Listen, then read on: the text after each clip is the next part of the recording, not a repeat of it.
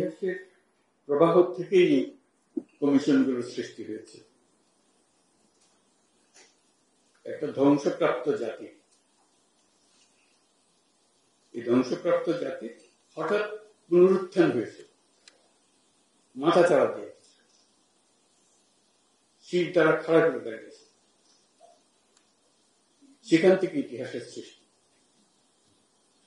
আজকের এই অনুষ্ঠান সেই ইতিহাসের অংশ। এটা কোনো বিচ্ছিন্ন রিপোর্ট দেওয়ার বিষয় না। আমরা সেই ইতিহাসকে ধারণ করতে পারছি কিনা এবং সেটা সামনে নিয়ে যেতে পারছি কিনা, তার যে অঙ্গীকার ছিল, সেই ইতিহাসের যে অঙ্গীকার ছিল, সেই অঙ্গীকারটা আমরা পূরণ করতে পারছি কিনা, সেটাই আজকে আমাদের প্রশ্ন। এবং আমাদের আত্মবিশ্বাস হতে হবে যে আমরা আজকে যে রিপোর্টগুলো আমরা হাতে নিলাম, ডেফিনেটলি এটা ইন্টেলেকচুয়াল একটা বড় এক্সারসাইজ দেশের জন্য। কেউ এটা তো স্বীকার করবে, কিন্তু আজকের গুরুত্বটা ইন্টেলেকচুয়াল এক্সেলেন্সের জন্য। আমরা মানুষের মনোভাবকে, মানুষের স্বপ্নকে এর মধ্যে ধারণ করতে পেরেছি কিনা, সেগুলো হল মূল প্রশ্ন। তাহলে আমাদের বিচার হবে আমরা সেই স্বপ্নকে ধারণ করতে পেরেছি কিনা। আজকে তার যাত্রা শুরু হলো এই ঐতিহাসিক ঘটনার প্রবাহে।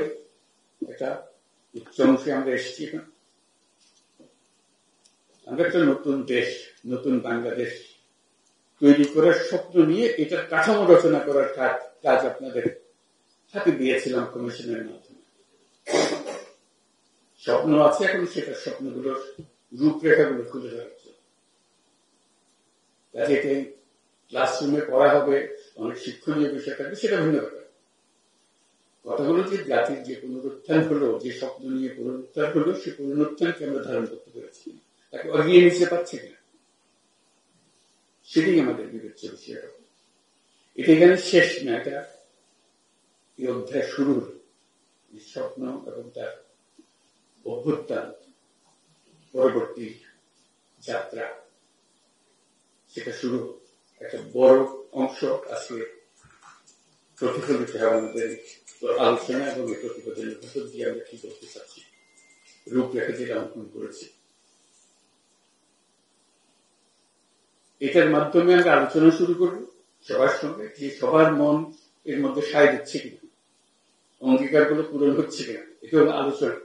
আলোচনার রসদকে আপনারা তৈরি করে দিয়েছেন। সে আলোচনার পরবর্তী অধ্যায়টা কি হবে সেটাও আমরা জেনে রাখি। এটা মতৈক্য প্রতিষ্ঠা হবে, সবাই একমত হবে না, কিন্তু কিছু অংশে একদম একমত হবে। তাই হলে আমরা কি স্বপ্ন দেখলাম, নিজেরা একা একা স্বপ্ন দেখলাম, মানুষ এই স্বপ্নের অংশ নেই, সেটা তো হতে পারে। আমরা কতটুকু সেই স্বপ্ন এখানে নিয়ে এসেছি সেটার জন্যই আলোচনা। এটা কোনো বাইরের থেকে চাপানো জিনিস না, ভেতর থেকে উদ্ভূত একটা জিনিস। সে আলোচনা হবে, সে আলোচনার নেতৃত্ব দেবেন আপনারা মতৈক্য প্রতিষ্ঠার জন্য। যেহেতু আপনারা তাদের পক্ষ থেকে স্বপ্ন দেখেছেন, কিভাবে স্বপ্ন, তাদের স্বপ্ন আপনাদের স্বপ্ন একাকার হয়ে যাবে, তার মাধ্যমে আমরা যেটা গঠন করতে চাচ্ছি, যেটা উদ্দেশ্য হল এটা গণঅভ্যুত্থানের একটা চার্টার তৈরি হয়। ওই যে নতুন বাংলাদেশের চার্টার, সেই হবে চার্টার। সেই চার্টার মতৈক্যের ভিত্তিতে হবে, নির্বাচন হবে, সবকিছু হবে, কিন্তু চার্টার থেকে যাবে। এই চার্টার থেকে যাবে ইতিহাসের অংশ হিসেবে। এটা আমাদের জাতীয় কমিটমেন্ট, এটা কোন দলীয় কমিটমেন্ট না। আমরা আশা করছি সব দল এই চার্টারে সাইন অন করবে। ওই যে বললাম ঐক্যমত, যেটা তখন এটা আমাদের বাংলাদেশি বাঙালি জাতি একটা সনদ, যে সনদ আমরা বুকে নিয়ে অগ্রসর হব। যত তাড়াতাড়ি পারি, যত বেশি পরিমাণে এটা বাস্তবায়ন করতে পারি, বাস্তবায়ন করতে থাকবে। ভবিষ্যতে যে নির্বাচন হবে এটার ভিত্তিতে, এই চার্টারের ভিত্তিতে, সেটাও যেন একটা ঐক্যমতের সরকার হয়, যে চার্টারকে আমরা ধরে রেখেছি, তার যত কিছু হোক, এটা যেন আমাদের হাত থেকে ছেড়ে দেবে। তাহলে এই স্বপ্নের যে কন্টিনিউটি, সেটা কি করে আমরা সেই স্বপ্নের কন্টিনিউটি চাই, বাস্তবায়ন চাই। নির্বাচন তারই একটা অংশ হবে, চার্টারের একটা অংশ হবে, ঐক্যমতের নির্বাচন হবে। তা না হলে চার্টার তো হারিয়ে যাবে, ঐক্যমত না। সেভাবে আমরা অগ্রসর করতে চাই, কাজে এটা খুবই গুরুত্বপূর্ণ জিনিস। আমাদেরকে সেই গুরুত্ব অনুধাবন করতে হবে এবং তার জন্য এই যে পরবর্তী অধ্যায় শুরু হবে আলোচনা, সেটা কিভাবে আমরা করবো সেই ঐক্যমত নিয়ে এসে আমরা নতুন সরকারের দিকে চলে যাব, সেটি হবে আমাদের অধিকার। এবং তারা এই চাকাকে ধারণ করে এটা নিয়ে অগ্রসর হবে।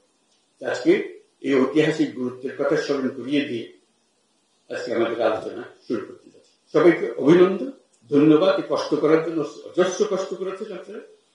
জাতির পক্ষ থেকে আপনাদের সবাইকে, সদস্য এবং চেয়ারম্যান মহোদয় যারা আছেন, তাদেরকে আমি অভিনন্দন জানাচ্ছি। ধন্যবাদ।